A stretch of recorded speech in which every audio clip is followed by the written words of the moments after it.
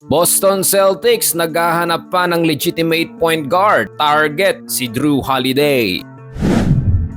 Well, matapos ang blockbuster trade ng Blazers kay Lillard sa Bucks, kapalit ni Jrue Holiday, merong na namang rumors kasi na target din ng Boston si Jrue Holiday na kukunin mula Blazers. Ang Boston ay isang championship caliber team sa pagpasok ng 2023-2024 season at napaulat nga na interesado sila na kumuha ng point guard na may magandang record. Ayon kasi kay Adam Himmelsbach ng Boston Globe, may balag ang Boston Celtics na explore ang posibilidad na makipag-usap sa Blazers o ibang team para sa possible trade kay Jrue Holiday. Lumabas kasi ang ulat ni Himmelsbach matapos ang rumors na ulat ni Adrian Wojnarowski na ang Portland Trail Blazers ay naghahanap pa ng mga ibang contender na teams para ma-trade ulit si Holiday. Ang Blazers ay nasa rebuilding process ayon sa kanilang coach na si Chauncey Billups. Samantala mga bro, ang Boston ay interesado at seryoso na naghahanap ng legitimate point guard nila ngayong off-season. Matapos mawala nga si Brogdon dahil sa health issue at si Marcus Smart na na-trade mula Boston papuntang Memphis Grizzlies para ma-acquire si Porzingis ng Boston. Sa pagkawala ni Brogdon at Smart na siyang legitimate point guard ng Celtics, malaking hamon ngayon ang haharapin ng backup point guard na si Derrick White at Peyton Pritchard para sa point guard position. Pero pag matuloy na makuha si Jrue Holiday, malaking bagay ito sa Celtics para mapunan nila ang bakanteng legitimate point guard dahil si Holiday ay may excellent passing skills and defense. Si Holiday ay may karanasan na makalaro ang mga